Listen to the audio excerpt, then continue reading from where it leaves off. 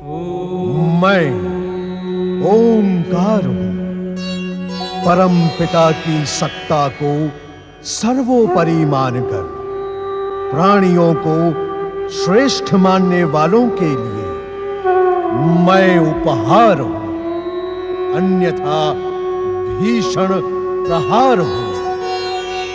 मैं ओंकार हूं। सप्त ऋषियों में श्रेष्ठ पुलत्स्य ऋषि भोलेनाथ को धन्यवाद देकर रावण आदि के संबंध में निर्देश प्राप्त करते हैं। माता पिता की आज्ञा से राम शिव की घोर तपस्या के लिए वन की ओर प्रस्थान करते हैं।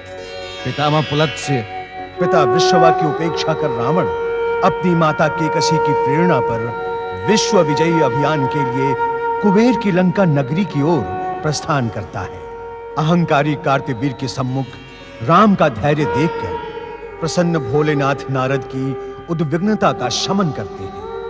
परमवीर रावण की उपलब्धियों की प्रशंसा करते हुए लंकापति कुबेर स्वयं ही स्वर्ण लंका रावण को पुरस्कार में प्रदान करते हैं। अपने छोटे भाई रावण की उपलब्धियों पर प्रसन्न कुबेर लंका का त्याग कर पुष्पक विमान द्वारा उत्तर दिशा की ओर चले जा रहे थे। नारायण नारायण, क्या स्वर्णपुरी लंका को त्याग कर जा रहे हो कुबेर? प्रणाम देवर्षि नारद। कई लंबे समय से आपसे भेंट नहीं हुई। यह सत्य है कि मैं लंका का त्याग करके आ रहा हूं। क्या भविष्य तुम्हें भीरू कहकर नहीं पुकारेगा? भीरू कहे तो मैं सह लूंगा देवर्षि, किंतु भाई का शत्रु कहेंगे तो मैं पिता और पितामह को क्या मुंह दिखाऊंगा? नारायण नारायण, आप तो सत्य और न्याय के मार्ग पर चलने वालों के शुभचिंतक हैं देवर्षि। मैंने स्वयं सहर्ष स्वर्ण लंका रावण को प्रदान की, क्योंकि मैं व्यर्थ रक्तपात के विरुद्ध हूं। यदि शिव कृपा रही तो मैं पुनः किसी राज्य का अधिपति बन जाऊंगा। कुबेर, तुम्हारे विचारों में सत्य, आचरण में सदाचार और कर्म में जन कल्याण स्पष्ट दिखाई पड़ रहा है। तुम्हारे जैसा व्यक्ति भगवान भोलेनाथ की कृपा से अछूता रह ही नहीं सकता। मेरी शुभकामनाएं तुम्हारे साथ है। इस समय जगत को तुम्हारे जैसे व्यक्ति की अत्यधिक आवश्यकता है। नारायण नारायण।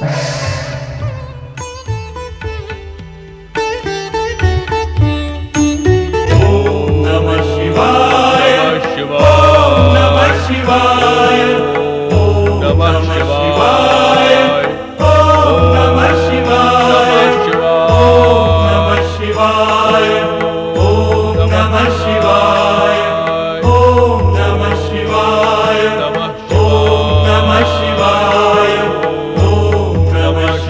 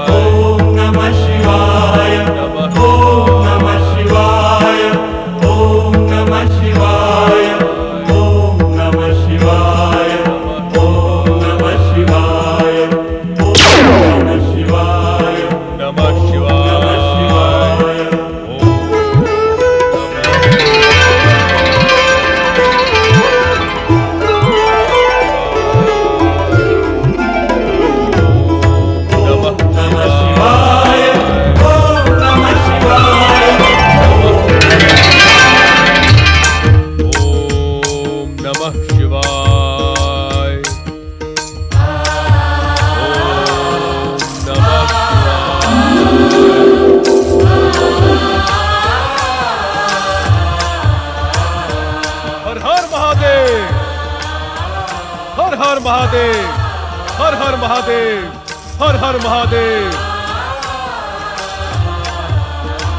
श्री हरि विष्णु के अवतार राम को ऐसी कठिन तपस्या करने की क्या आवश्यकता? तुम्हारी इच्छा मात्र से तुम्हें सब कुछ प्राप्त हो सकता है। भोलेनाथ, आपके कथन पर मैं अपने आप को अवतारी मान लेता हूं, परंतु क्या एक अवतारी अपनी मां का वध कर सकता है? मैंने एक क्षम्य अपराध किया है भोलेनाथ। उस कलंक से तुम मुक्त हो गए हो राम।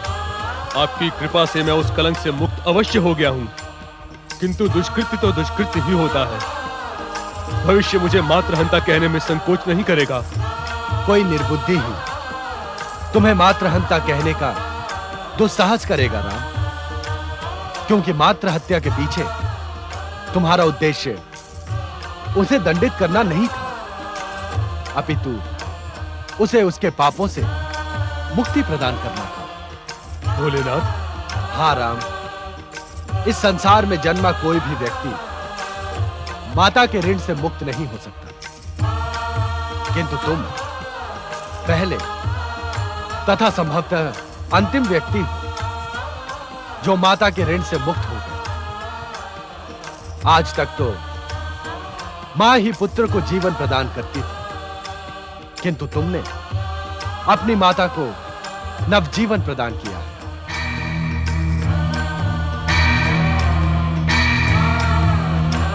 यही कारण है कि तुम्हारे दुख तथा पश्चाताप का कोई कारण नहीं। ऐसी कठोर तपस्या की भी आवश्यकता नहीं। आपकी आज्ञा मुझे शिरोधार्य है भोलेनाथ।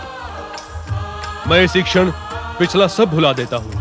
हम तुम्हारी मातृ पितृ भक्ति तथा एक निष्ठ आराधना से अत्यंत प्रसन्न हैं। इच्छित वरदान मांगो राम। आपके चरणों की भक्ति के अतिरिक्त मेरी कोई इच्छा नहीं है भोलेनाथ, न राजपाट की, न भोग विलास की। मैं अकिंचन ही रहने का इच्छुक हूं। परंतु हम तुम्हें वरदान देने का निश्चय करके ही यहां प्रकट हुए हैं। तुम्हें वरदान मांगना होगा, यह हमारी इच्छा है। तो जिस योग्य आप मुझे समझते हैं वैसा ही वरदान प्रदान करें, जिससे मैं धर्म की रक्षा और मानवता की सेवा कर सकूं।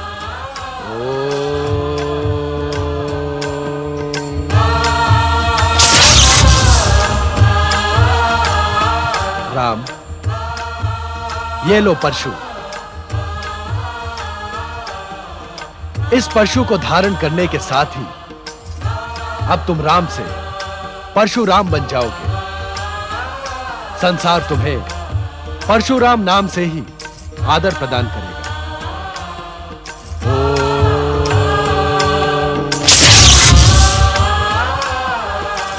परशुराम स्वयं हमारे द्वारा निर्मित इस पिनाक धनुष का तुम इच्छा अनुसार प्रयोग कर सकते हो।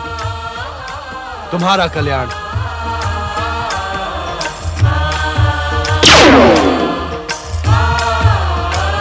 हर हर महादेव, हर हर महादेव। लंकाधिपति दशानन रावण की। कहो मंत्रीवर, क्या समाचार है? लंकाधिपति, हमने आपके आदेशानुसार अंगदीप, यवदीप, मलयदीप, संगदीप, कुशदीप तक के सभी राजा महाराजाओं को आपकी दैत्य संस्कृति स्वीकार कर लेने का संदेश भेज दिया है महाराज। हमारे संदेशों के प्रति उत्तर में क्या अभी तक कोई संदेश प्राप्त हुआ है? अभी तक संदेश वाहक भी लौटकर नहीं आए महाराज। क्षमा लंकाधिपति, क्षमा मांगने की आवश्यकता नहीं है मामा कंपन, आप निसंकोच कहें। मुझे तो विश्वास ही नहीं होता कि संदेश मात्र से ये राजा महाराजा हमारी दास्ता तथा दैत्य संस्कृति स्वीकार कर लेंगे। ऐसी स्थिति में हमारा क्या करना उचित होगा मामा कंपन? दशानन, यदि हम इनमें से किसी एक शक्तिशाली राजा को पराजित कर उसे आपकी दास्ता तथा अपनी दैत्य संस्कृति स्वीकार करने के लिए विवश कर दें, तो अन्य राजा महाराजा भयभीत होकर हमारी ओर स्वतः झुक जाएंगे। मैं आपसे पूरी तरह सहमत हूं मामा कंपन। अब रावण अपने विश्व विजय के लिए और अधिक प्रतीक्षा नहीं कर सकता। लंकाधिपति दशानन रावण की, लंकाधिपति दशानन रावण की, दैत्य संस्कृति के अवतार दशानन रावण की। बंद करो रावण की ये जय जयकार।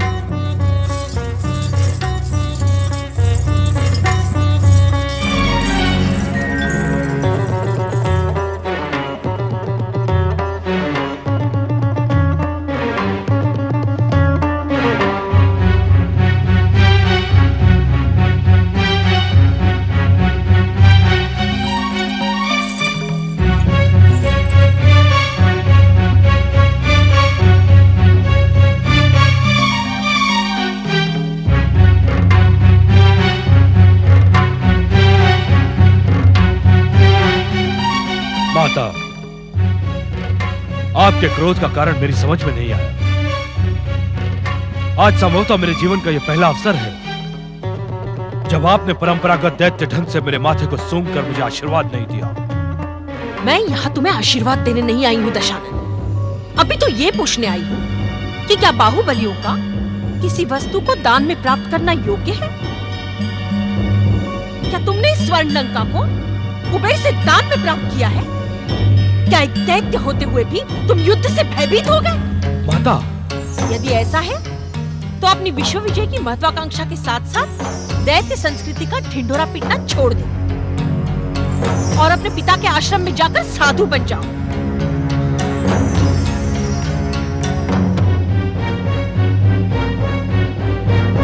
माता, जब कुबेर ने स्वयं ही लंका से अपना अधिकार त्याग दिया तो मैं युद्ध कैसे करता? उसने त्याग दिया और तुमने मान लिया? वाह रावण वाह! मुझे विश्वास नहीं होता कि तुम्हारी शिराओं में मेरा रक्त प्रवाहित हो रहा है। माता, ये आप क्या कह रही हैं? कहीं ऐसा तो नहीं कि तुम्हारे पिता के ब्राह्मणत्व के संस्कार तुम्हें धिक्कारने लगे हैं? नहीं माता, नहीं। रावण ने भीरू होकर ही मृत्यु के लिए जन्म नहीं लिया है। तो तुमने कुबेर से वो पुष्पक विमान छीन क्यों नहीं लिया? अरे ऐसी 5 स्वर्ण लंकाएं उस एक पुष्पक विमान के मूल्य के बराबर है। स्मरण करो रावण, उसी पुष्पक विमान पर बैठकर वो अहंकारी कुबेर तुम्हारे पिता के पास अपना गौरव गान सुनाने आया था। ये सत्य है रावण कि जिस भूमि पर तुमने अपना अधिकार जमाया है उसकी सबसे बहुमूल्य संपत्ति है पुष्पक विमान, जिस पर लंकाधिपति का नैतिक अधिकार भी है, क्योंकि पुष्पक कुबेर की नहीं लंका की संपत्ति है। यदि तुम अपनी माता का आशीर्वाद प्राप्त करने के इच्छुक हो तो कुबेर से उसका पुष्पक विमान छीन लो, तभी मेरे हृदय को शांति मिलेगी। निश्चिंत रहे माता, अब रावण तुम्हें अपना मुख पुष्पक पर अधिकार करके ही दिखाएगा। चलो! लंकाधीश दशानन रावण की, लंकाधीश दशानन रावण की, लंकाधीश दशानन रावण की, लंकाधीश दशानन रावण की, लंकाधीश दशानन रावण की, लंकाधीश दशानन रावण की। महर्षि परशुराम, महर्षि परशुराम। अनायास ही आपके दर्शनों का सौभाग्य प्राप्त कर मैं धन्य हुआ देवर्षि जी। यही सुनने के इच्छुक है ना आप? महर्षि परशुराम, सत्य तो यह है कि स्वयं मैं आपके दर्शन प्राप्त करने के लिए अवसर ढूंढ रहा था और आज देव योग से वो अवसर मुझे प्राप्त हो गया। मेरे आराध्य श्री हरि विष्णु और भगवान भोलेनाथ के आप परम भक्त हैं। महर्षि परशुराम, आज आपके दर्शन प्राप्त कर नारद धन्य हो गया। क्या आदेश सुनाने आए हैं आप? आपको आदेश सुनाने का साहस मैं नहीं कर सकता महर्षि परशुराम। मैं एक निवेदन लेकर उपस्थित हुआ हूँ। हम निवेदन सुनने के आदि नहीं है देवर्षि। जो कुछ कहना है अति शीघ्र कहो।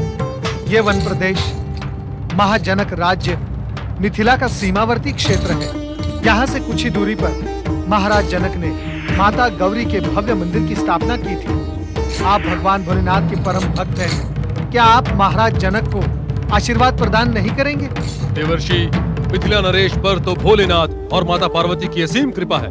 उनके सम्मुख हमारे आशीर्वाद का क्या मूल्य? आपके आशीर्वाद का मूल्य आशीर्वाद प्राप्त करने वाला ही समझ सकता है। मैं इतना अवश्य जानता हूँ कि आपका आशीर्वाद ही बहुमूल्य है। मेरा आपसे यह अनुरोध है कि आप महाराज जनक को आशीर्वाद देकर कृतार्थ करें। अर्थात आपके अनुरोध का पालन करना मेरा परम कर्तव्य है, यही ना देवर्षि? मैं वहाँ अवश्य जाऊंगा वैसे भी माता गौरी के मंदिर की स्थापना से मिथिला राज्य तीर्थ स्थान बन जाएगा और तीर्थ यात्रा से जीवन सफल हो जाता है। श्री हरि विष्णु के अंशावतार महर्षि परशुराम की जय हो। दशानन लंकेश्वर रावण की लंकेश्वर रावण की दशानन लंकेश्वर रावण की दशानन लंकेश्वर रावण की। अलकापुरी के इस नए क्षेत्र में हमारी पहली प्राथमिकता है हमारी प्रजा को अन्न, जल, किसी भी प्रकार की असुविधा ना हो। माता लक्ष्मी की असीम कृपा से हमें धन का किसी प्रकार का अभाव नहीं है। हमारी प्रजा को भी हर सुविधा उपलब्ध होना आवश्यक है। महाराज, प्रजा की संतुष्टि के समाचार हमें प्रतिदिन प्राप्त हो रहे हैं। राज्य कर्मचारी हर क्षेत्र में जाकर वहां की जन असुविधाओं का समाधान कर रहे हैं। लंकेश्वर महाबली महाराज रावण की लंकेश्वर महाबली महाराज रावण की। अलकापुरी के अधिपति महाराज धन कुबेर की। महामंत्री मणिभद्र, ये जय जयकार के स्वर कैसे हैं? महाराज, क्षमा प्रार्थी हूँ, किंतु रावण पर की गई आपकी उदारता नए संकट के रूप में सामने आ गई है। अपनी बात स्पष्ट करो मणिभद्र। महाराज, दशानन रावण ने अपनी विशाल असुर सेना के साथ अलकापुरी पर आक्रमण कर दिया है। परम पिता ब्रह्मा से प्राप्त वरदानी शक्ति ने रावण को दंड बना दिया है। वो हमारे उपहार और उपकार का अनुचित अर्थ लगा रहा है। हाँ महाराज, रावण को उसके इस दुस्साहस का उचित दंड देना ही होगा। और कूटनीति की भाषा में कहूं तो राजा का उद्दंडता से उपस्थित हुए किसी भी व्यक्ति पर उपकार करना उचित नहीं। मणिभद्र, मुझे आपसे कूटनीति का पाठ पढ़ने की आवश्यकता नहीं है, क्योंकि मुझे कूटनीति से अधिक भोलेनाथ की भक्ति पर विश्वास है। और एक भक्त का सबसे पहला कर्तव्य होता है कि वो किसी को ठेस न पहुंचाए। समाज की रक्षा के लिए मूल्यवान से मूल्यवान वस्तु का त्याग करें। किंतु रावण का आसुरी तत्व आपके इस त्याग का अनुचित अर्थ लगा रहा है महाराज।